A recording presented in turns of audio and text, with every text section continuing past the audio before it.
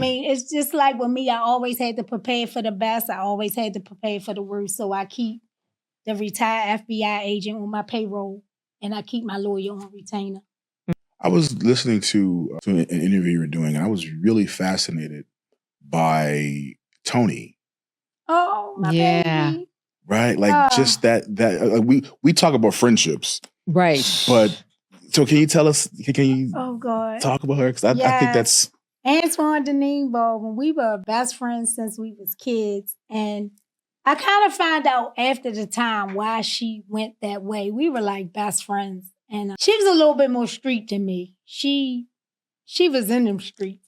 Actually, we had got pulled over. They didn't find drugs in the car. So that is, if you probably heard of the Gun Trace Task Force, they actually did a movie, HBO did a feature movie talking about the Gun Trace Task Force, but this was the first crew.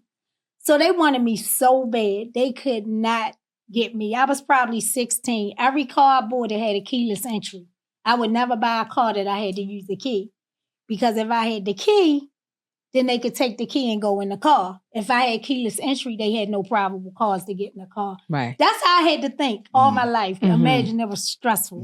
So we were in the car driving. They pulled us over.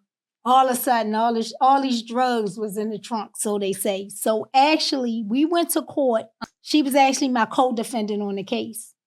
I didn't know she was getting high at all. She was one of them girls, pretty as hell, and you just could never tell she got high. And she was like my biggest cheerleader. So we went to court, and we knew we was getting ready to get found guilty because you had like 7 police saying the stuff was in the trunk of my car. But they lied. So she told my lawyer, I'm pleading out. And my lawyer said, what you mean you pleading out?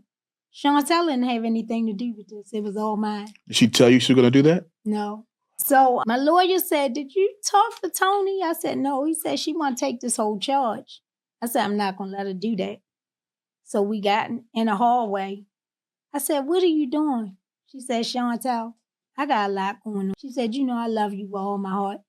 She said, you don't deserve this. You're too smart. She said, I need you to go to college and be the best person you can be. She said, I got AIDS and I need a break. She said, I've been getting high for a long time. She said, and I can't be the person that you want me to be. And she went to jail. She did 10 years for me. She got 10 years. And I walked out that courtroom. Yep. And when she came home, let me tell you, I tried everything. I let her live with me. I would never let an addict live with me.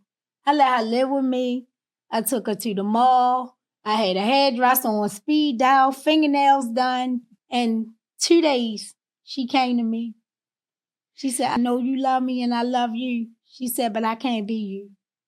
She said, Shontel, I want to get high. And when I walked in the door, her stuff was packed. And I said, I cried. And she said, don't cry. She said, this is who I am. And she said, I want to get high. I'm sorry, I get emotional when I talk about her. And I freed her, but I took care of her. Like she would never ask me for money because out of all people, she stole from my mother. She stole from my grandmother, never stole nothing from me.